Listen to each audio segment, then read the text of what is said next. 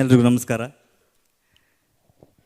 ಮೊದಲನೇ 20 ನಿಮಿಷದಲ್ಲಿ ನಿಮ್ಮ ದುಡ್ಡು ವಸೂಲಾಗಿರುತ್ತೆ, ಇಷ್ಟು ಮಾತ್ರ ಗ್ಯಾರಂಟಿ ಹೇಳಬಲ್ಲೆ. ಅಲ್ಲಿ ಒಂದು ದೈತ್ಯ ನಿರ್ಮಾಪಕರನ್ನ ನೋಡ್ತೀರಾ, ಒಂದು ದೈತ್ಯ ಪ್ರತಿಭೆಗಳನ್ನು ನೋಡ್ತೀರಾ, ಇದಂತೂ ಗ್ಯಾರಂಟಿ ಹೇಳಬಲ್ಲೆ. ಯಾಕಂದರೆ ಈ ಮಾತನ್ನ ಹೇಳ್ತೀನಿ, ನನಗೆ ರೋಮ ನಿಲ್ತಾ ಇದೆ. ಸೊ ಆ ಮಟ್ಟದ ಒಂದು ಏನು ನಿಮಗೆ ಪ್ರೆಸೆಂಟ್ ಮಾಡೋದಕ್ಕೆ ಇಡೀ ತಂಡ ರೆಡಿಯಾಗಿದೆ, ಅದಂತೂ ಗ್ಯಾರಂಟಿ ಹೇಳಬಲ್ಲೆ.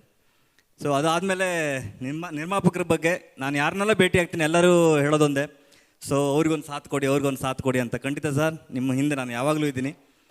ಸೊ ಯಾಕಂದರೆ ಒಂದು ಸಿನಿಮಾ ಗೆದ್ದರೆ ಎಷ್ಟೋ ಟೆಕ್ನಿಷಿಯನ್ಸು ಅದರ ಹಿಂದಿರುವಂಥ ಎಲ್ಲರೂ ಬದುಕ್ತಾರೆ. ಆ ನಿಟ್ಟಿನಲ್ಲಿ ಅದು ಈ ರೀತಿಯ ಪ್ರಯತ್ನ, ಇದೊಂದು ದೊಡ್ಡ ಸಾಹಸ.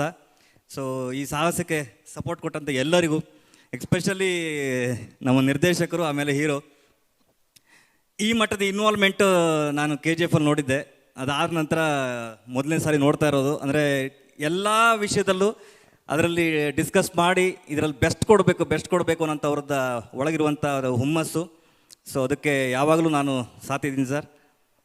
ಖಂಡಿತ ಇದೊಂದು ಒಳ್ಳೆ ಸಿನಿಮಾ ನಿಮ್ಮ ಮುಂದೆ ಬರುತ್ತೆ, ಕನ್ನಡದಿಂದ ಇನ್ನೊಂದು ಒಳ್ಳೆ ಸಿನಿಮಾ ನಿಮ್ಮ ಮುಂದೆ ಬರುತ್ತೆ. ಧನ್ಯವಾದ ಸರ್. Thank you. ಬಟ್ ನಿಮ್ಮ ಎಕ್ಸ್ಪೆಕ್ಟೇಷನ್ ಏನು ಸರ್? ಇಡೀ ಸಿನಿಮಾನ ಎಕ್ಸ್ಪೆಕ್ಟೇಷನ್ಲಿದೆ.